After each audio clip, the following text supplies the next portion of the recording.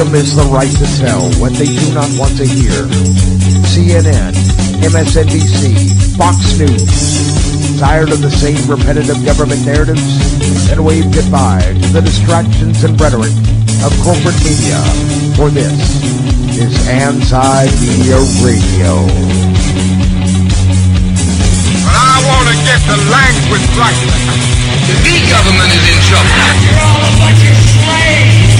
Bunch of slaves! What we need in the United States is not violence and lawlessness, but is love and wisdom and compassion toward one another. What's your definition of media? And now, here's your host, S.M. Gibson.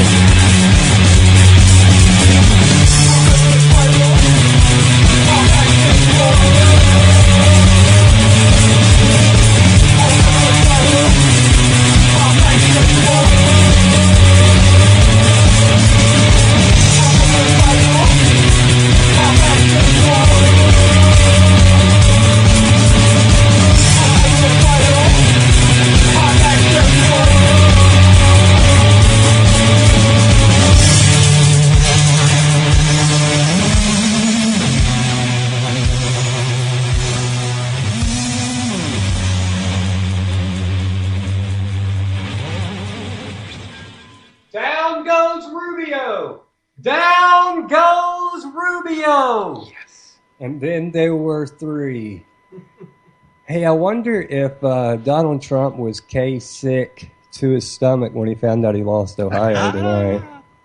It is March the 15th, and we are live here on Anti-Media Radio. This is your host, S.M. Gibson.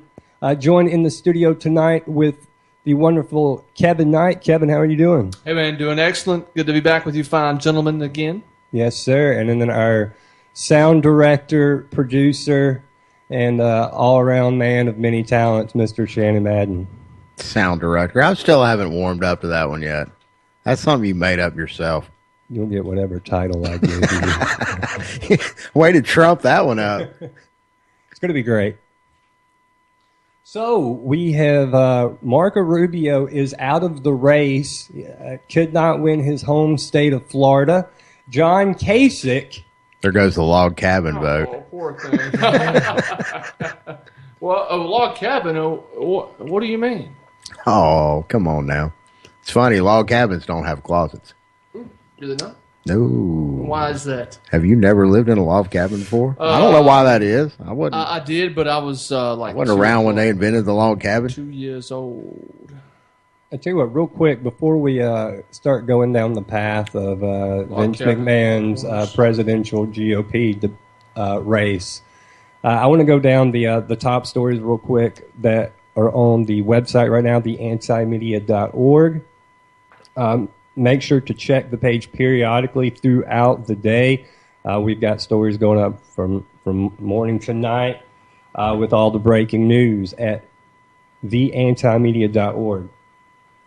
The top story we have right now is if you already think CEOs make too much money, wait until you read this. I want to bring on the author of this story right now, Miss Claire Burnish. Claire, how are you doing? I'm doing good. How are you? Hey. Hey, Miss Claire, how you doing? Howdy, Miss Claire. Hello, everyone. So, jump into the story for us real quick and kind of give everybody the heads up on if you already think CEOs make too much money, wait until you read this. Is that the one I'm talking about? Yes. The new survey reveals Americans believe CEOs make way too much money. Well, I think that most people probably feel that, and that's what the survey found that was conducted by Stanford University's Rock Center for Corporate Governance. And they surveyed 1,200 people, and 74% of them believe that CEOs make too much, like in comparison to the average worker. And the thing that was crazy about that is, even though that many people felt that way, most people had no clue at all how much CEOs actually make. And in fact, they guessed about a tenth of the total amount that CEOs actually make. So most people thought that CEOs make around $1 million, annually, and it's more like 10 million at least, if not more, depending. And so what's so wild is we're still seeing the popularity of somebody like Bernie Sanders and, geez, even Donald Trump, not being funded by the big banks. So people are kind of waking up to that, and even still, they don't really grasp how much money these people are making. Right. They have like no idea at all. And even there was kind of another survey last year that found that between 1978 and 2014, CEO pay actually increased by 997%, like during that time period from, just 30 years, a little over 30 years. And the average worker's pay only increased just under 11% during that time. Well, it's so in comparison, it's like up with inflation. Somebody kept up with inflation at least. It wasn't me or anybody I know. 997%. Right. And if you and I didn't put it in the article, but there are a number of studies that have been done that have found that once you compensate for inflation, that worker pay, like your typical worker pay, is actually going down instead of slowly rising like it appears to be in a figure like 11%. It's not actually going up at all. It's actually not compensating for the cost of living or anything else. It's actually going down. So it's pretty striking. I thought that was definitely kind of understood at this point, that people were just gradually making less and less and less. The thing that I'm sorry, Shannon just started playing Taylor Swift for some reason. Hey, you did well. You hung on there for a moment. There's another conversation going on in this room, and I'm just getting it ready. I'm just getting the Taylor ready. I heard that trash, and I just completely blacked out. Taylor. This is a personal message from me to you. I'm not with these guys. I love you. 1984 is one of the greatest songs ever. Oh my goodness. Yeah, this is not. I love you, Taylor. Taylor, I love you. Is he possessed? Yes. Taylor Swift is awesome. Oh my gosh, she's so sassy and confident. You need to leave. She is a confident young woman. You need to walk out of this room. Have you ever heard 1984? I think she's a cool chick too, man. Or is it 1989? Oh my god, it's 1989, isn't it? Oh, well, I don't know. I won't listen to Taylor Swift. Anyways, everybody's fired. Shut up. Hey. Think about us, Claire. If I'm not the sound director anymore, let me go ahead and just cut all this stuff off. As long as you don't play Taylor Swift. Good grief. I don't know what I did in all this. I side with you. What do you got against Taylor Swift? She's an awesome young lady. This has to cease. She's self-made. She's self-funding her campaign. Haven't you ever heard the story of us? I'm about to super delegate out right now. All right, fine. Oh, okay. Let's try to get back on track here. What were we talking about, Claire? Oh, yeah. Okay. We're talking about real stuff. We were trying. Do it. We try for once to actually talk about real stuff, and then we go off into some. This isn't Nick's show. This is the fun time with SM Gibson. Yeah, his is that become educated and learn about stuff that's not being discussed in the news, and our show is just me yelling at you to shut up about whatever Taylor Swift. And turn my mic up now. And endless references to your boy and the pony man. Berman Supreme. Berman Supreme beat Marco Supreme Rubio. 16. Fear the boot. Well, hey, by the way, Claire, before I forget, I want to tell you, I read that article, your article on the subject matter we're talking about. And after I read the first paragraph, I was like, damn, that's a first paragraph. I don't know. I actually went back and started reading it over again, and I thought, man, this lady is like a walking dictionary or a thesaurus. Like, I was just really impressed with the article, anyways, the writing of it. So I wanted to tell you that myself, anyways, before I forgot. Which I'm always, you're a great writer, which I think we told you that before. But didn't hurt to remind you. You're pretty awesome. Glad to be associated with you fine folks. Need more good writers out there. Maybe you should start training them, Claire.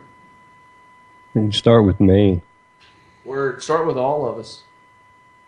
So, Claire, speaking of your articles, I want to discuss another one. The media silent as U.S. announces unprecedented move to end the drug war. This story has actually started going viral today on numerous social media platforms. Jump into that. It's a really big deal, and you know we've got the red herring Donald Trump to distract everybody from what's actually going on. So, Claire, if you want to talk a little bit about the media silent as U.S. announces unprecedented move to end drug war, and tell everybody what happened. Let me get my bearings here. So there is going to be a UN General Assembly special session coming up in a few weeks, and it's to address the global kind of, war on drugs, basically. And according to the representative from the U.S., it looks like he's basically saying that the drug war has failed, and we need to start looking at much better solutions than criminalization and, throwing people in prison for basically no apparent reason. He was saying that countries should stick to the international conventions that they've already made about narcotics, which have some pretty strict guidelines. But he was saying there should be room to play around within those guidelines, and that each country should have kind of, the leniency to do whatever it is they need to do to, combat the actual criminals and not the, small-time dealers and, people who use drugs and things like that. He's basically saying this could lead to decriminalization kind of on a large scale. So this is a pretty big deal. And good news, a step in the right direction. Yes. And, the whole Orwellian interpretation, I feel, is, and of course, corporate media doesn't feel like they need to discuss it. No, not a bit. This is huge, huge news. I've got a real quick question. Excuse me, I'm sorry. And what exactly are they? Is this guy? I understand that he's going in front of the UN. Is this on any kind of? Has this been put down on paper? Is this anything other than this one individual's own assessment? I mean, is he speaking for the White House or the administration at all, as far as like future plans? It seemed to me like this will actually help to shape policy. Like his input, it's like this special session is like a planning meeting. Like it's an actual kind of, not official, but task force to kind of fix the problem. His input, I mean, he's an ambassador for this particular convention, so this will be, I don't know that it's going to be like something that everybody has to stick with, but I think that he's in the planning session and they're trying to work out policy for the future. So his input is that it's not like this one kind of, fringe guy or something like that. Gotcha. Well, I'd be interested to see how that's going to play out. I mean, right now, from where I sit, the drug cartels are pretty much going to be shut out of business if this carries forward. However, as Claire pointed out, this is not a sweeping motion that, yes, we're going to completely decriminalize all drugs. There's still going to be drug traffic and drug trade as long as governments continue to infringe on people's individual rights. I want to go ahead and bring in a caller right now.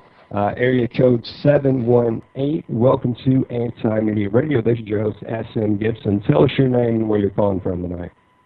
I believe you're speaking with me, right? Yes.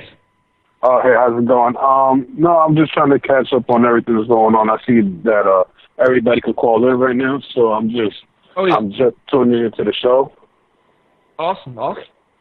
Yeah, so I didn't really get to catch, the first part of it. Well, what we were just talking about a moment ago was the possible decriminalization of all drugs, or at least some drugs depending on region, which is a start, I guess. I tell you what, I want to jump in. For anybody, I want to remind everybody they can listen to the show live at www.ucy.tv/TAMR. And you can always catch the replays on YouTube by searching for Anti-Media Radio. Excellent. Thank you. Thank you. But that's kind of where we're what we're talking about. What's your take on drug decriminalization? The decriminalization of drugs that should go into effect for the reason that the war on drugs is a complete fraud. The CIA and other government agencies help bring in, I don't know if I'm allowed to say this on air, but millions. Whatever you want. Okay, yeah, the cocaine. Basically, they brought into the cocaine and they started the crack epidemic in the 80s with this guy Ricky Ross over there in LA. So basically, it was created by them. They shipped it all in, and then they use this as a cover to put most of us in jail.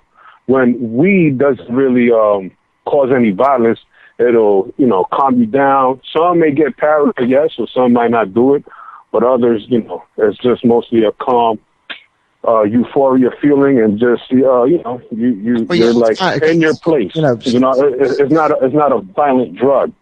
Others are just an addiction. Some might steal and do whatever they need to do to get that drug, but that's just an addiction. They're not a lot of going out committing crimes and shooting and robbing. It's just an addiction. And for those that are extreme, that do go the violent route, those are the ones that you got to start going after, examine, and see what help can be brought to them, and things along that side.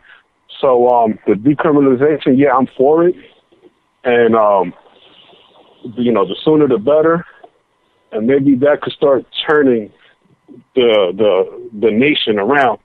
And as far as and it can also get all the corrupt politicians and bureaucrats out of there, because they get paid to keep these individuals in the private prison system. Well, not only that, but they're also getting a cut of the drug profits coming in. Let's get straight on that right now. Of course. And at every level, from the border agent all the way up to the politician. Of course. And that's why this quote unquote supposed war on drugs has gone the route that it has, because it's lining people's pockets as it goes along. Drugs make a lot of money, of money. Right.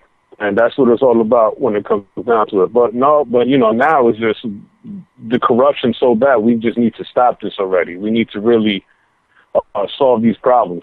Well, and we're all seeing this now that we've seen this sweeping wave of legalization across the United States with the decriminalization of marijuana, and also straight up legalization in some places, including our nation's capital, I might add. It's been very interesting to see how the drug cartels, which used to make a lot of money off of some really shitty marijuana, I might add. Now we have higher strains of marijuana that are actually grown to pharmaceutical specifications. I mean, what's happened in the marijuana industry, particularly the ingestible hemp industry. It's amazing. It is absolutely amazing at the just a short amount of time what they've been able to accomplish. Mm-hmm. And that doesn't mean, and that also doesn't mean that, for everybody, what's this called, dispensary? I'm not saying it right, but that doesn't mean for the government to start imposing licenses to start smoking. Like, oh, you have a medical license to smoke. No, that shouldn't matter. It's not like license to drink, right? Yeah, I don't have a license to drink. Yeah, exactly. Now they're starting to put these licenses for the medical places. I mean, I'm sorry, for not medical, for the weed places for them to smoke and all this other nonsense to make more money, to get the money out of people. Like, this is getting ridiculous, Colorado, but I just wanted to say, I just want to put my 2 cents in. The decriminalization, I'm for it, and it'll have a positive effect from the way I see it. It'll start solving a lot of problems. Yeah, absolutely. Thank you so much for calling. We really appreciate it, and that's what it's all about here, man. Yeah. Let's talk about it. Let's get it on the table. I tell you what, I want to do this for you, Shannon, because I know you think this is a really good idea. I know we'll probably get in trouble for this, but whatever. No, there's no way we would ever get in trouble for this.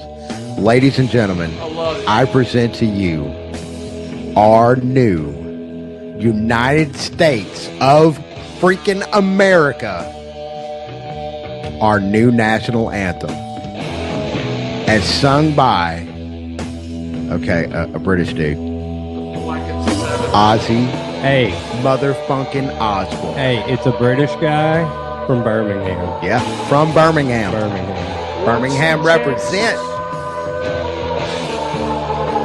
So, I want you to lay the groundwork on this. Tell us a story, man. Shannon, tell us what's going on. Apparently, someone has a petition up on change.org right now to change the United States national anthem to War Pigs by Black Sabbath. Lazy or creative? I personally think it is a brilliant idea. How would you think that? What possibly could color? I kind of think it's a lazy because idea there's an myself. awesome story about it on antimedia.org right now by the wonderful Miss Claire Burnish. I think it's great. Lazy. If you've ever listened to the song War Pigs and actually really paid attention to the words, I can't think of a finer national anthem. I really can't. I'll be honest with you. I know the song, but I was not familiar with exactly the lyrics until just a few minutes ago when I saw that you had posted them and I actually took to reading them. Really good lyrics. He nailed it, man. Oh, yeah. The Flaming Lips do a great cover of the song, by the way. We ain't talking about Miley Cyrus right now. We're talking about Ozzy. Oh, my God. Yeah, I said it. What is it? Dead Pets with a Z? I don't know. I do love Miley Cyrus. I think she's wonderful, and y'all need to quit Oh, my God. What is wrong with you? Y'all all can go to hell. All of y'all. Dude, you come out with Taylor Swift and Miley Cyrus on the same day? Why not? You let... You're losing your black metal street cred, dude. Yeah, you are. Points are kind of... Points? I got to split my upper lip from the pit at the neck so you can kiss my grits. Nobody cares. I love it. Did you sign the petition? Absolutely, I signed the... Oh, wait a minute. Did I sign the petition? Hang on. I got my phone right here. Anybody that's listening can go right now. You can actually... I encourage you to go check out the story on antimedia.org because it's brilliantly written. And there's a link embedded in the story. Do you not have to sign up and register at change.org? I mean, do you have to sign up, to sign the particular I don't know petition? how any of that works. I think you can sign in, like, just using Facebook or Twitter, one of those things. Gotcha. I'll be honest with you. That's one thing I hate to do is have to follow a link and then be asked to sign up and register for something. You got to give them your birth certificate. All right, I'm going to go ahead and go to the phone lines real quick. Area code 404 in Atlanta, Georgia. Thank you for calling Anti-Media Radio. This is your host, SM Gibson. Tell us your name and what you'd like to talk about tonight. What's up? Caller from Atlanta. Area I know you can hear me. 404. Can you hear me? I can hear you. You're listening. You're watching TV. What are you watching? Well, if you can hear Didn't sound like Knight Rider to me. Feel free to call back in. We have talking cars now, and we have cars that can drive us places. They're wrecking all over California, but yeah, they are. Yeah. That is kind of cool. I never thought I would have lived to a point where I'd have a car drive me home. I picked a bad time to quit drinking. Just saying. All right, so I'm going to go around. I would say the room, but I'm going to say the country because Claire is in Ohio. John Kasich, represent. Yeah, exactly. That was my sentiment. I actually stood up and applauded for like 3 seconds because, that poor guy. I really do. I bet he likes ice cream. I feel more sorry for him than Ben Carson because at least, he made it at least this far. Can I just say that it's pretty bad when Kasich looks good compared to the rest of them? I will just say that much. So okay. And she's from Ohio, so she actually has a better Yes, frame. I know. Let's go to She had to live with that fucker. first, on this, Claire. So you know John Kasich better than the next person. She knows him personally. Yeah, they have dinner all the time. Facebook friends. Do y'all go to Cracker Barrel? Like Get the meatloaf at like 4:30. Make sure to get the blueberry, the early bird. I bet he does that. He's just like Gomer Pyle. Well, of course he did, and don't forget, he's the only one that could actually that poll tested could beat Hillary Clinton. Not only that, he's like their lost cousin of Goober and Gomer, and he's the most adult person on the stage. Oh boy! Well, that's for sure. I will agree with that. You want to talk about? He actually has manners and behaves like an adult. That is really saying something this election cycle. We're not looking for any of that, the office of President of the United States, because our front runners right now are Donald Trump and Hillary Clinton. God, who's what? what? I'm going to talk about a wrestling match for all ages. Hulk Hogan versus Andre the Giant. I mean, you know what I'm saying? That's the scale of the wrestling match that's fixing to take place. And backstage, they're the best of friends. Okay, I got a theory here, and this is not. I wouldn't sell the farm. Is that still a saying? Is that still a quote? Was that ever a quote? What? Sell the farm. Bought the farm. Yeah, bought the farm. Bought the farm. You bought the Rubio bought the farm tonight. Hung it up, didn't he? Yep. Yeah, he's gone. Bye bye, little All Marco. that $25 million that he Little got Marco. from the. I wonder if Elton John's going to release a single. Little Marco. Okay. I think that probably genuinely. I'm going hurt to him. point the conversation in the direction of Claire now because we've got Ted and Marco over here just battling it back and forth. No, you didn't. Oh, I did. Oh, Patty's sitting right over here. I ain't got no foam on my shoes. Okay, so Claire, there Yeah. is a story from late 2014 of where Jeb Bush made a comment about how in the next election cycle, the Republicans needed to get a nominee who lost in the primaries. This is the same Jeb Bush who was part of the New American Century, Project for a New American Century, who I believe it was in 2000, predicted everything that was basically about to happen with 9/11 that happened after everything their dream list came true. And now he's saying something in 2014, and we're here, a year and a half later. Mm-hmm. And guess what's happening? We're seeing something that we've never seen in our lifetimes, and it looks very similar to what Jeb Bush said we wish could happen. Mm-hmm. Now, time will tell us if this is a credible theory or not. So, I wouldn't get too worked up. You want to with do it. anything you can to see your Jeb win. Oh, It ain't going to happen. Jeb is gone. Jeb with an He is exclamation point. He is already on the island that Marco Rubio is slowly packing the boat I'm telling to you, head they're going towards. to look because look at it this way. They've got everybody on this train that's going straight off a cliff with these just two drunk lunatics. And then they're going to shove Jeb back up there, and everybody's going to be like, oh, my gosh, he wasn't so bad. And everybody's going to just kind of go, okay, we can do this. Those other people were nuts. Yeah, it's a train, And everybody all right. will be okay with it. They'll be like, okay, I can do this. That's how they get everybody. They sucker everybody in. There's no candy in that van. I hope it's a.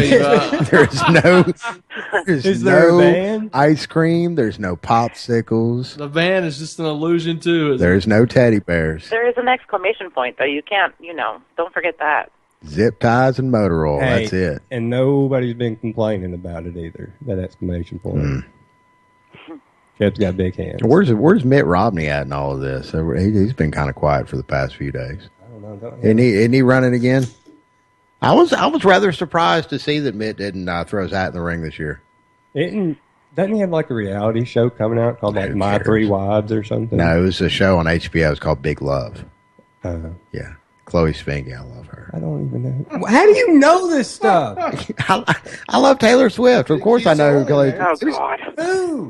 Look, I think that it's important to note after going to the Trump rally that he cannot be discounted as a joke or that he's just going to kind of blow up all over the place, because I think that his followers feed his ego, and it's going to just snowball and get worse and worse and worse. And I think he's going to end up with the nomination for sure, and possibly the presidency. Okay, I want to back up. I want you went this over the weekend. You went to a Donald Trump rally. That is correct? Yes. How have we gone this far in the show and not talked about this? I'm an idiot. Oh, man. So, yeah. And Claire forgot I was an idiot, apparently, and forgot to mention it to this point. So I remembered. Claire's fault. Okay. You went to a Donald Trump rally live and in person, and take it away, Claire Burnish. Yeah, so I went purely to document, because I knew, I figured something would probably happen, because it tends to at his rallies, and I didn't really talk to anybody except kind of small talk in line, and everybody seemed... Real quick, this was on Saturday. This was on Saturday in Dayton. And just 12 hours prior, there was a semi-violent riot-ish thing that happened in Chicago. Yep. Okay. Exactly. And go. So I went to I just wanted to see for myself, and I was curious. I don't know. I thought that maybe I'd be able to talk to some of the people, and then I decided against that as soon as I got there. I just wanted to document. So I went with my camera and like a voice recorder, and it was rather frightening. When he first of all, it was in an airport hangar. So he pulls up in his jumbo jet with Trump written on the side of it, and that's the backdrop for him speaking. So James Bond. And, they played I don't even know what kind of music to announce him coming in, and you could just feel the mood change, and it became a really dark and kind of ominous place. I mean, I know that sounds kind of ridiculous, but it really, truly was that. And he very quickly and, without hesitation, whips the crowd up into fervor. And when protesters eventually started, speaking up and stuff, I mean, they got carried out, in short order. But when one of them, the second person that got escorted out, I happened to be standing kind of on the path towards the exit, and so I was filming, and I turned and followed to film to make sure that he wasn't going to get roughed up or something by the cops. And when I did that, there were a bunch of burly guys around me, and they were like, "Oh, she must be one of his buddies," and they started kind of shoving me, and I had not said anything. I had not done anything. I had not made anybody think that I was anything other than just there. And, I mean, immediately, these guys just started kind of, knocking into me, and kind of, I know that if I would have stayed where I was, it was going to get really bad, so I just moved. Now, but is this on the way into the rally?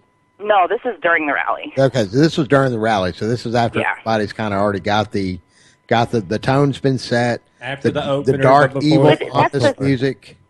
Yeah, and the thing was, the tone didn't even need to be set. It was just by his presence alone, you could tell a difference in the air. It was palpable. There really was a difference. And then the crowd, of course, was very eager to turn on just about everybody. And, I mean, he talked about the pig's blood and bullets and all that kind of stuff, and he talked about being violent with protesters, and he talked about all the stuff that you hear him, say in the news. He said all of that stuff. And he even had that pledge again. He made people pledge to vote for him. And when they did, and I will emphasize that he said, "Make a pledge to vote for me," and people did not put their hands up as if they were pledging. They put their hands up as if it was a Nazi salute. Probably didn't even pause to think for a second what exactly they were doing. How many of them you just think that this was obviously the moment of a lifetime for a lot of these people? Seriously, exactly. Crazy stuff. And I actually just read something on another website. I wrote somebody else's firsthand account of the same rally, the same one in Dayton, and they said the same thing. They went there just to document, just to see. And he had like the same kind of experience that I did. Hey, I went and saw him here. Me and my wife did for the exact same thing, and that was the first violent encounter that had happened at a Trump rally. That's right, yeah. And then Shannon's ended up becoming pretty big buddies with Mercutio Southall. Yeah, that is the first guy to get the rough up. Yeah, I'm friends with him now too. And not only did he get roughed up, but he is, and it's same situation. There, a little bit of words were spoken, and next thing you know, he's, got 5 or 6 people on top of him, somebody choking him out in full view of the Birmingham Police Department. And I had left before that happened because Alabama was playing football, and I was going to the football game. Yeah, but I mean that's kind of where it all kicked off, and I mean of course we had Mercutio on the air. You can check that out in the archives on YouTube. We had him on the air, and I mean it was like I don't know. I mean for me not having been there and not really having any kind of other firsthand accounts, it almost when he explained how it went down, it almost sounded like he was exaggerating a little bit. I want to tell you this. Until you exactly when I was there, before I left, it was terrifying. I didn't ever think I would experience anything like this in my life. And Claire, I'm especially sure you saw at a political event. Oh, yeah, totally. With a ton of people that are the two takeaways I came from were Donald Trump was lying, but okay, again, no, but what he was lying about were, and I've told y'all this before, is the numbers of people in the room. Yeah. Oh, okay, yeah. He says, "Oh, look, they're still coming in. They're pouring in. Look, there's everywhere." And it's like the room was half full. Right. There was no line, but the cameras didn't see in the back of the room. So on TV, they would think he was telling the truth, and it was far from it. He's like, "Oh, wait, let's wait and let everybody get in here. If we did that, we'd have you here all day." It's like none of that was true, but he was telling it to the cameras. So that was an obvious lie. And then the second thing that just floored me, and me and my wife just turned and looked at each other like our jaws were on the ground, is when he talked about building the wall, and the crowd starts chanting like it's 1930s Germany. Build that wall. Oh, man. Build that wall. Build that wall. And now we're seeing people taking pledges. He's talking about we're going to have safety zones. We're going to have safety zones. Safety camps. Yeah. Yeah. It's going to be okay. I don't want to.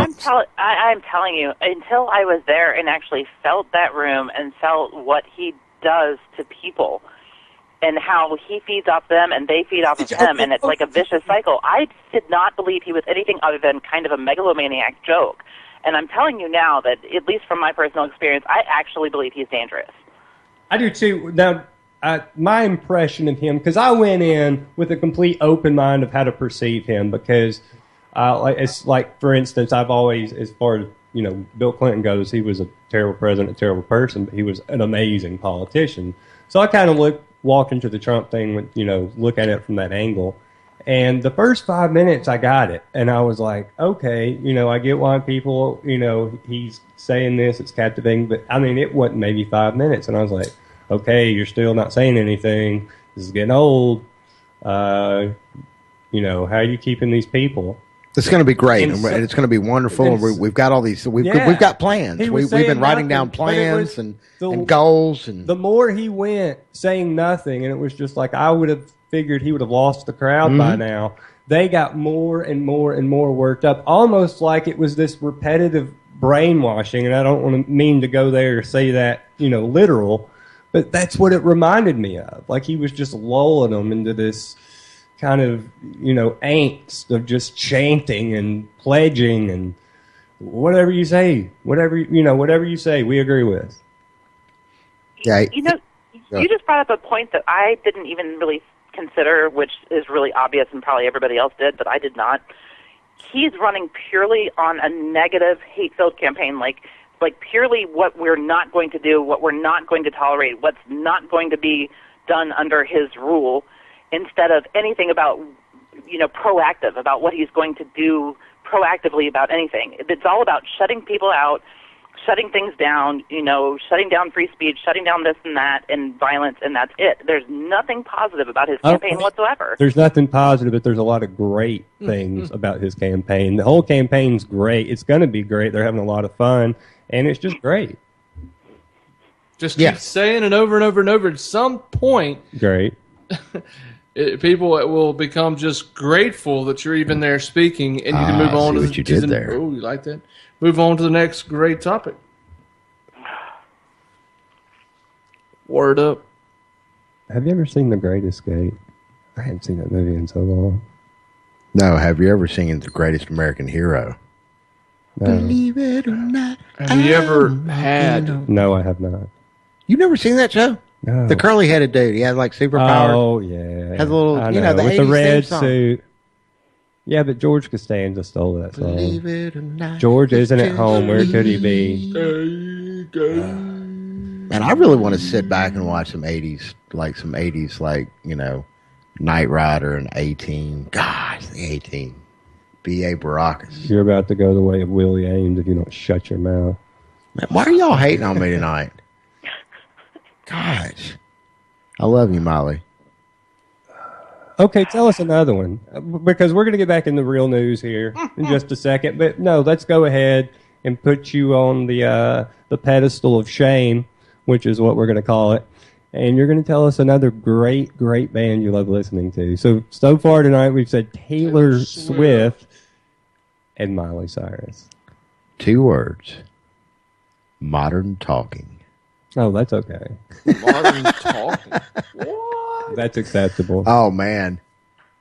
I don't know. There's video What do you mean, of it like somewhere. generic talking? No, Modern Talking. Modern Talking was a band in the 80s that churned out some I thought you were making brilliant a joke just about people. No.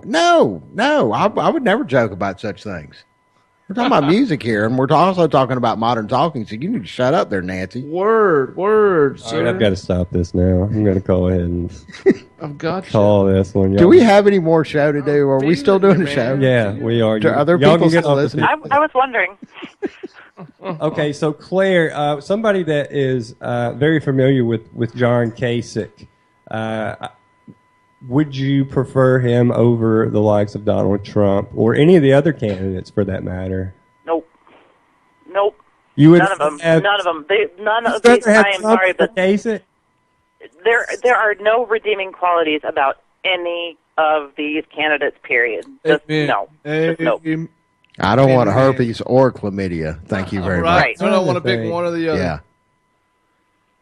I guess I'm telling you, if I had, I'd just say John McAfee. Trump is AIDS, though. I mean, if you want to get down to it. Dude, speaking of McAfee, he's got a hilarious video. I know we were just talking about this a minute ago. Claire, I'll have to tag you in it. But anyways, John McAfee, he's a beast.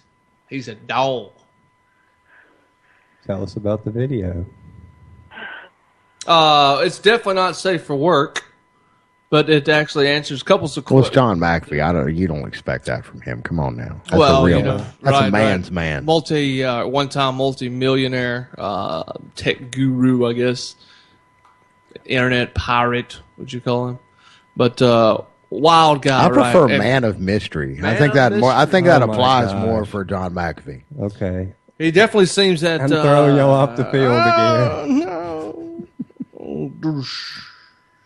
But yeah, he's a ride, man. And currently a candidate for the Libertarian Party. He is. He'll be on stage April the 1st. John Stossel, of course, is going to be holding the Are first. they going to televise that? Yes, they are. John Stossel is going to be televising Where will the it be? first, Where will it be aired? How can we see that? on Fox Business Channel. If you have, I think it's a cable channel. I think most That people. requires me getting cable. I refuse. Do you have satellite? Good. No, I do. All of my television entertainment comes from the internet. Who was that? Did I hear somebody? Who was what? I heard a voice. Me. Did I call it? Was that you? It was Clay. The PCP I don't know why, for apparently some has reason- kicked in. Jeez so, Louise. yeah. Obviously.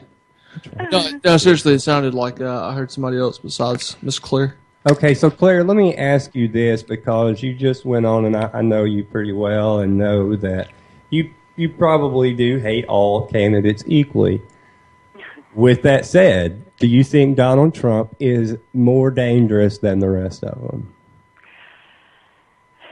I think that, in all honesty, Donald Trump might be more dangerous than anyone else, with the possible exception of Hillary, because he is kind of an overt fascist, xenophobe, megalomaniac, and she is just, she will say just about anything, period, and will do whatever it is that she wants to do based on who's funding her. So considering that she's such a war hawk and she's receiving more money from the weapons industry than any other candidate at all, period. Okay, she's dangerous too. This is just me playing devil's advocate here and just bringing the whole tone of the show down. In my mind, at least, with a Bush or with Clinton, as much as it just, it makes me want to just run through a wall thinking about it, it's like, well, we've survived those before. I mean, we've survived it. So actually, it's like we can do it again. Actually, the Clinton administration, the economy was in pretty decent shape there. Trickle down to economics finally trickled its way down, right? Yeah. But then I think about Trump, and it's like, I don't know this man. No, there ain't no candy in that man. I don't know this man at all. He's going to show me his pee-pee. Well, I will put it this way. I am looking at options of where to move outside the country. That's terrifying. A man could become president, and people are like, it's time to go. Yeah. I mean, in Canada, they're saying that, just come on, let's do this. Area code 636. Thank you for calling Anti-Media Radio. This is your host, S.M. Gibson. Tell us your name and where you're calling from tonight. What's going on, boss? How you doing? Bubba. Hey, Louis, man. Back again, brother. I toned myself down, no. You did what? I toned my language down for y'all, man. Y'all cut me off last time. Oh, okay. I'm sorry. Well, we appreciate it, man. I apologize, brother. It got out of hand, Get it on my feelings. It's all good. It's tough. Shit's going on in America, it's man. tough to have feelings. It's tough to have feelings. Oh, right. Well, you're not alone, bro. Yeah, boy. Tell you what, man. What you say behind Donald Trump, all the shit going on, boy, they're trying to fucking make him look like a racist. Mm-hmm. Yeah, it's all the media's fault, boy. Tell you what. Is this Dale from King of the Hill? Or is that Mike Judge himself? I don't know. Mike Judge isn't a complete idiot. Mike Judge is awesome. I think the caller was a complete idiot, so I'll just move along. Well, they tried. I mean, this is kind of that kind of shit. You don't need to try to make somebody look like a racist when they are one. Yeah. I don't think he is. I think he needs to go the full nine with it. I don't think he is. I really think he. I think if you wear the clothes of a racist, like in terms of you will do the actions of being a racist, I think that makes you one. Nope. I think he cares about one color, and it's color green. Yeah, well, that's definitely true. Do not think he cares in the slightest about somebody's skin color. I think he cares about galvanizing people with the use of fear, and I think he uses the tools of racism to his advantage, but I don't think he personally gives a I think behind closed doors it's a much different. That's kind of what I mean. Like racism when it's convenient, and that's what he's doing. I mean, he's just manipulating everybody. This guy. Yeah, and I think that in a way that's kind of worse, isn't it? This guy came out with the whole birther thing. This guy would go along with the flat earth thing if he thought it would be both. He would. At the same time, though. Yeah, I agree. At the same time, I saw it on the internet. I don't know. I mean, I think at least a person that's racist and outwardly racist and has the Confederate flag hanging from the back of their truck and, still refers to boys and things like that. At least they're honest. And that's I mean, we're talking about a man running for the president of the United States, arguably the most powerful man on the face of the earth. That is such a terrifying thought. Yep. That's disgusting, as he always says. I'm going to be sad when it's over. Because we're going to be left with one of these idiots. Well, you know what I do when I'm sad? I listen to Taylor Swift. Oh my God. No, that just makes it worse. No, it makes me feel it makes me feel alive. Like I can really, like I can accomplish every dream I've ever had. I love you, Taylor. Dude, for real. Have you seen her skin? Well, here's a weird thought. Just on the subject of music, one of the songs that they played in the introduction while we were waiting for Trump, who was an hour late, was Elton John, and I was trying to figure out how Elton John would feel about his music being played at a Trump rally. I bet they're big buddies. Big buddies. I would almost guarantee it. Yeah. Elton John, they're all in there. Hold me closer, little Marco. Yeah, I'm sorry, I had to. There's no closets in a log cabin. Tweet him that later, a few months later, just tweet him that. Make sure he gets it from you personally. Log cabins have no closet space whatsoever. Perfect. Boom. Headshot. That needs to be a meme. What? Never mind. Boom, headshot meme. So, do you think, Claire, that Donald Trump is going to be the next president of the United States, and or which territory will you be living in? I would admit that on air, so you take your time with that portion of the question. I think that it's a toss-up between Trump and Hillary for the president. Yep. I really do. I don't know. And I know that a lot of people think that Trump is kind of, some just figure that's going to explode all over the place and then withdraw from the race, but I don't buy it. A killer in the red states now. I don't know. Now, there is one other school of thought. Now, listen for a second. Your non-Taylor loving ass. There is a Why you got to be so mean? It's infectious, isn't it? Have you ever seen her skin? Shut up and go back to what you were talking about. Well, there is a school of thought, too, that, Trump, the people that can see through the, the little crude puppet show that he's doing right now for the masses, for the lowest common denominator, that, it will wake up at least some people that are still, in that, trapped in that whole slave system of statism. And that are going to go out to the polls and think it's going to be their duty and their right and their privilege to vote him out of office. But, with what's going on the Democratic side of the fence, with Bernie Sanders is pretty much getting his lunch handed to him right now. And the last time I checked the polls, which was shortly before we aired, there's a lot of folks that have gone on record saying that they're not going to vote at all. Somebody got if Bernie's getting the shaft. Yeah, somebody got the ointment because the burn is cleared up. Yeah, the burn is definitely gone away. It's just a mild irritation at this point. Yeah. Now, the only salvageable situation for Hillary Clinton at this juncture is to reach out to her old friend Bernie Sanders and tap him for VP, which I think that's the only play she has. Yeah, it's the only play that she has to at least make it a pretty even race. But if she don't get Bernie Sanders, then she don't even need to bother. That's it. There's no other marquee candidate on that side of the fence. I mean, they've lobbed up Biden. Who gets? Yeah, well, it ain't gonna be Biden. And then you got Elizabeth Warren, but they wouldn't. I don't think they would run. I like her. She's all right. At the same time, she's still. Well, I mean, I have an interesting thought. Yes. Because I think we've talked before about how the people were going to be really upset if Bernie Sanders doesn't get the nomination and how that might set things off.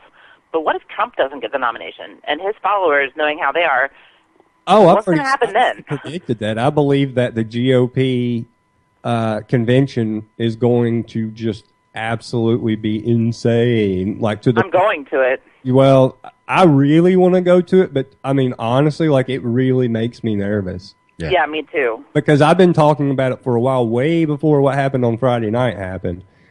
And I said, something's going to happen at that convention. Because either A, he wins and the people that are terrified of him freak out, or they steal it from him by, brokering the convention, and his people are going to freak. The security in that room is going to be sick.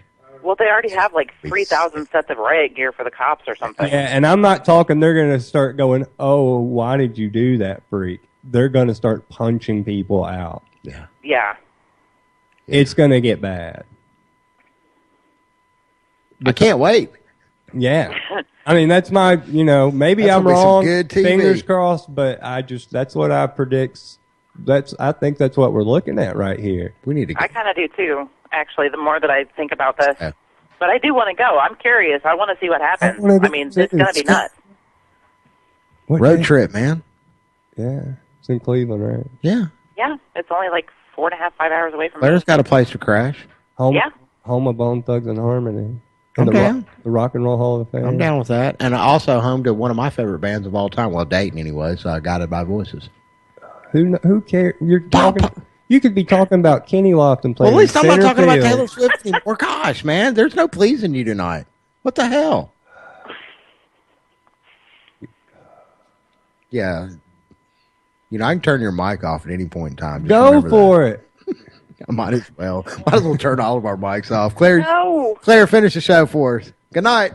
Nobody's leaving. Well, it's in Cleveland. It's in either June or July. I think July, but I could be wrong. So. That'll be I guess, ground zero of that race war that Charlie Manson used to always talk about. The guy seems like a genius now. What? Well, except what for did you just say? Except for the flop forehead. Right. Did I hear you right? Donald Trump is running for president. Yeah, you heard me right. How is Charlie What Manson kind of- any worse than Donald Trump at this point? Dude, what kind of crazy thing just came out of your mouth? What did you say? Go back and listen to it. Because it'll be airing on YouTube here in just a moment. UCY will be broadcasting this fine. The whole thing, the whole election is crazy. I'm not surprised you even said that at this point. I mean, this whole thing is so beyond. I mean, we're talking about when the presidential candidate is going to get violent or incite violence in a crowd that's supposed to be there at a political rally. I mean, the whole thing is nuts. Oh, yeah.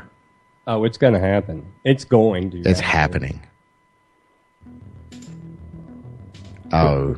We've only got a couple minutes here left on Anti-Media Radio. I want to thank Mr. Kevin Knight, Mr. Shannon Madden, and Miss Claire Burnish. We've survived another week. We will be back, hopefully, on Thursday with you. Nick will be with you tomorrow night on ucy.tv. The wonderful Nick Burnaby. TAMR, that is correct. And DB Schwartz. And Jake. We got Levon on Friday. And Claire. Man, thanks, Claire, for being brilliant and keeping us completely out of the gutter here. Yeah, you really saved us tonight. You saved our ass tonight. You get the MVP award. You got that right. I think that was probably the smartest thing you said all night. That sums up the whole show. I'll leave you with Dan Sartain. Well, girl, say I love you. God bless the stars above you. The man. Well, I found out what it meant to really earn a dollar. And I scream instead of holler. And I lead instead of follow. And I found out they were right. Dan wasn't there, so. Why is it Dan Sartain running for president? I would vote for Donald Trump, or I would vote for Dan Sartain. I love you, Dan, but sorry.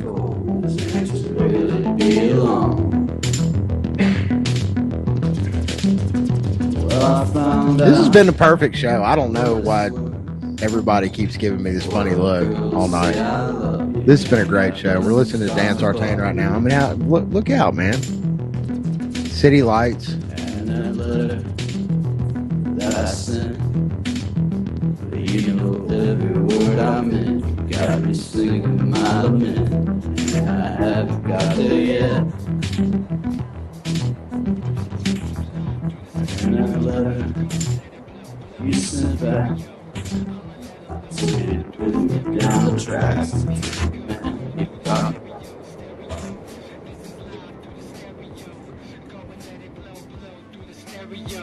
I'ma let 'em No, through the stereo. Yo, here we go through the stereo.